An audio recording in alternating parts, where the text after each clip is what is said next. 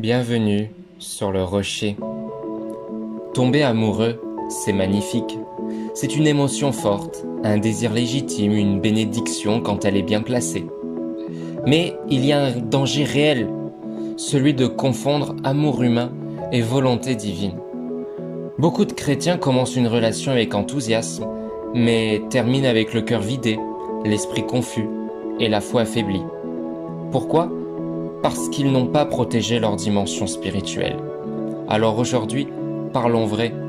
Comment se protéger spirituellement quand on aime quelqu'un ? Et surtout, comment construire une relation où Dieu reste au centre sans que tu te perdes toi-même ? Tu aimeras le Seigneur, ton Dieu de tout ton cœur, de toute ton âme et de toute ta pensée. Matthieu chapitre 22, verset 37. Dieu doit toujours garder la première place dans ton cœur, même en amour.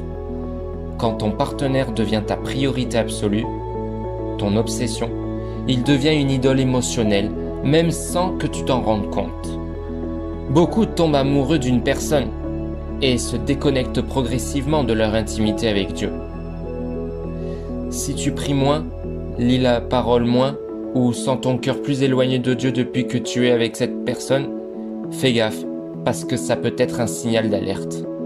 Il est temps de réévaluer la place que tu donnes à chacun. Un amour qui vient de Dieu te rapproche de lui, pas l'inverse. Ne vous mettez pas avec les infidèles sous un joug étranger. 2 Corinthiens chapitre 6 au verset 14.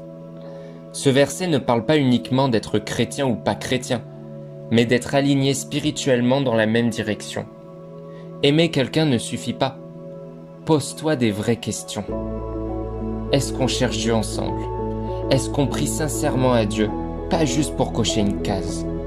Est-ce qu'on a la même vision du couple, du mariage, du service pour Dieu ? La compatibilité émotionnelle ne suffit pas pour construire un foyer stable.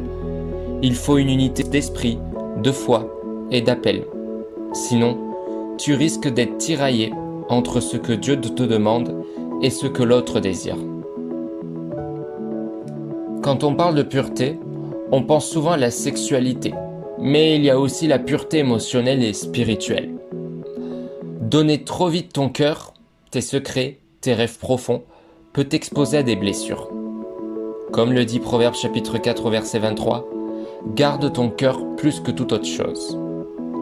L'intimité sans engagement durable brouille ta vision spirituelle. Tu crois aimer, mais tu es juste dépendant affectivement.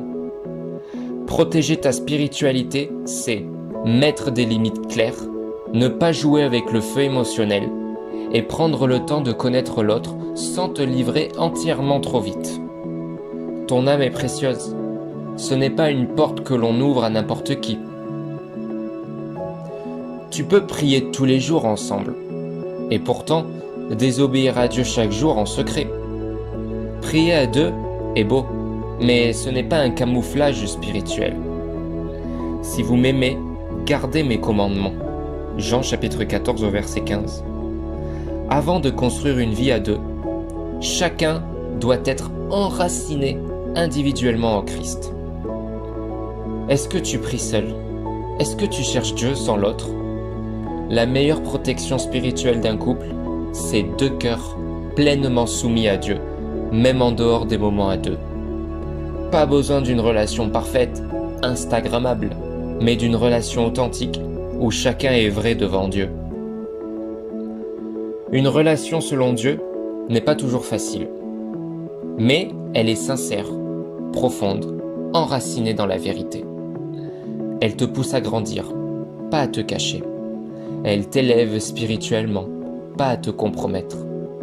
Si tu veux vivre une relation qui honore Dieu, protège ton âme, honore tes convictions et mets Jésus au centre, pas sur la touche. Tu mérites un amour qui t'aligne avec Dieu, pas qui t'en détourne. Dis-moi en commentaire, quelle est ta plus grande difficulté pour garder Dieu au centre dans une relation ?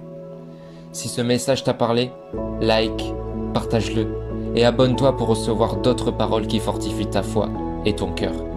Et n'oublie jamais, l'amour selon Dieu te protège, t'édifie et te rapproche du Père, pas l'inverse.